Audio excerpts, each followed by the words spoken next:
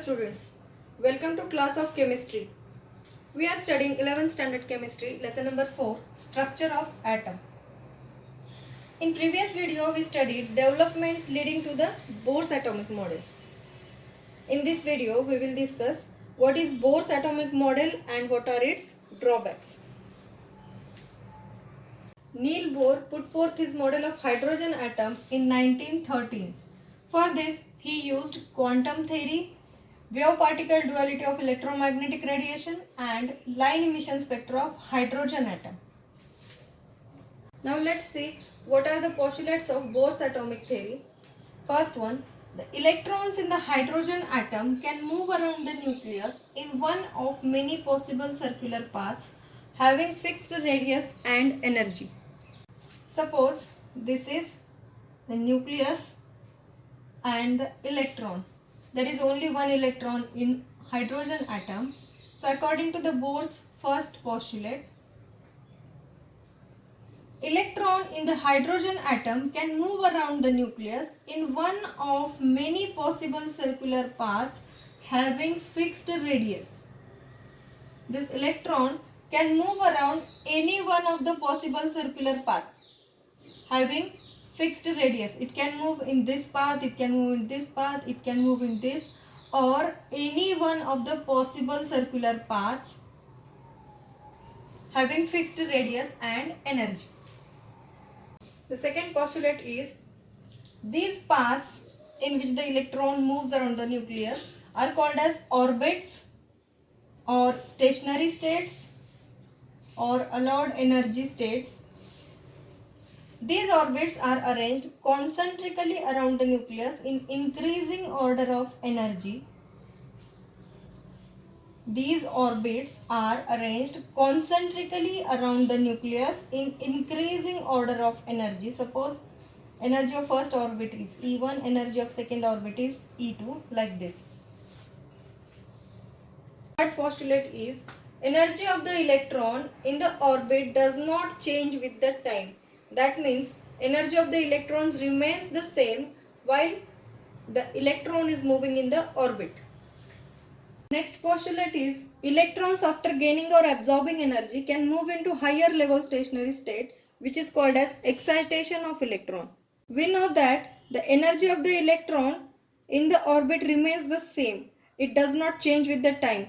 But the electron can absorb energy and can move into higher level stationary states. Suppose N1, N2, N3 and N4 are the orbits in which electron moves. So N1 is the lower level for N2, N2 is lower level for N3 and N3 is lower level for N4. So the electron from lower level can jump into higher level, that is from N1 to N2, N1 to N3, N1 to N4, from N2 to N3, N2 to N4 and from N3 to N4, like this. The electron can gain energy and can move into higher level stationary state, which is called as excitation of electron. Next postulate is when electron release the extra absorbed energy, it falls back into lower level energy shell or in the ground state, which is called as de-excitation of electron. That means when the electron lose or release its extra absorbed energy, it can fall back into lower level energy shell or in the ground state, that is from N4 to N1, from N4 to N3, N4 to N2, from N3 to N1, N3 to N2 and from N2 to N1, like this, which is called as de-excitation of electron. Postulate is electron is never found in the space between the specified orbit. Electron is never found in the space between the specified orbit. Electron is always found in its specified orbit only. Next postulate is electron in each shell has its own specific energy, specific velocity and specific radius r. The mass of the electron is m. We know that angular momentum is equal to mvr. Therefore, angular momentum of an electron in a given stationary state can be expressed as mvr is equal to nh upon 2 pi, where n is equal to 1, 2, 3, and this is called as Bohr's quantization. mvr is equal to nh upon 2 pi is called as Bohr's quantization. This shows that electron can move only in those orbits for which its angular momentum is integral multiple of h upon 2 pi. Thus, only fixed orbits are allowed for the transition. Transition of electrons means jumping of electron from lower energy level shell to higher energy level shell and from higher level to lower level energy shell. Next postulate is the frequency of radiation absorbed or emitted when transition occur between the two stationary states that differ in the energy by delta E is given by the expression nu is equal to delta E upon h, which is called as Bohr's frequency rule. We know that transitions are occurred between two stationary states when the electron absorb or gain energy, and this energy is emitted in the form of radiation. Therefore, the frequency of this radiation absorbed or emitted when these transitions occur between two stationary states, suppose N1 and N2, differ in the energy by delta E, which is given by the expression nu is equal to delta E upon h, where delta E is equal to E2 minus E1, that is higher level energy state minus lower level energy state. And this is called as Bohr's frequency rule. Bohr's frequency rule and Bohr's quantization are very important in the postulates of Bohr's atomic theory. Now, let us see the results of Bohr's theory. Bohr's theory is used to derive the energies of the orbit, that is stationary states in hydrogen atom.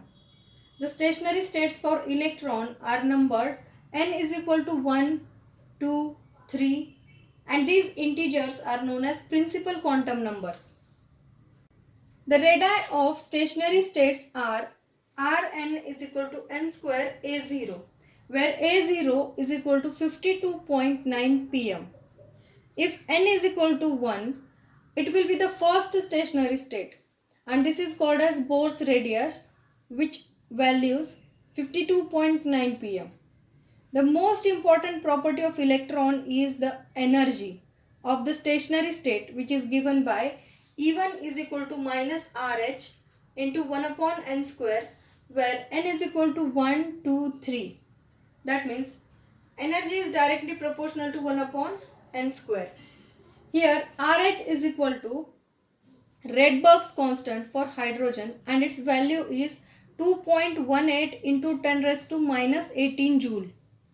The lowest energy state is called as ground state.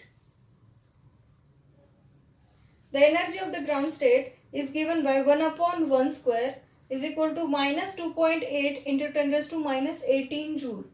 The energy of the stationary state corresponding to n is equal to 2 is E2 is equal to minus 2.18 into 10 raised to 18 is equal to 1 upon 2 square, which values minus 0.545 into 10 raised to 18 joule. Fourth result is Bohr's theory can be applied to hydrogen-like species, for example He plus, Li2 plus, Be3 plus, etc. Energies of the stationary states associated with these species, that is He plus, Li2 plus, Be3 plus, etc. are given by En is equal to minus 2.18 into 10 raised to minus 18 into z square upon n square, and the radius for these species is given by Rn is equal to 52.9 into n square upon z. Here z is equal to atomic number. From this expression, it is clear that as the value of z increases, energy decreases and the radius becomes smaller. Next result is the velocities of the electron can also be calculated from Bohr's theory. Magnitude of the velocity of an electron increases with increase of z, that is atomic number, and decreases with the increase in the principal quantum number, that is n. In the previous video, we studied line emission spectrum of hydrogen atom, which was given by 5 different scientists. These scientists recorded the hydrogen emission spectra in different regions of electromagnetic radiation. These spectra were comprised of a series of lines corresponding to different frequencies. So the emission line comprising 5 series are the result of electronic transition from the excited hydrogen atom. And these 5 series are Lemon series, Balmer series, Paschen series, Brackett series and Funt series. Now let us see limitations of Bohr's atomic model, that is the drawbacks of Bohr's atomic model. First drawback is Bohr's model failed to explain the spectrum of atom other than hydrogen. That means it could explain the spectrum of hydrogen and hydrogen-like species only. The species like He+, Li+2, etc. Second one, Bohr's model failed to explain splitting of spectral lines in high-resolution spectroscope, that is, sophisticated spectroscope experiment. It also failed to explain the splitting of spectral lines in the presence of magnetic field, which is called as Zeeman effect. It also failed to explain the Stark effect, that is, the splitting of spectral lines in presence of electric field. Bohr's theory could not explain chemical bonding and molecule formation. It also failed to explain the structure of heavier atoms. So these are some limitations of Bohr's atomic model. In next video, we will learn reasons for the failure of Bohr's model, that is, 2 developments to overcome the limitations of Bohr's model, and quantum mechanical model of atom.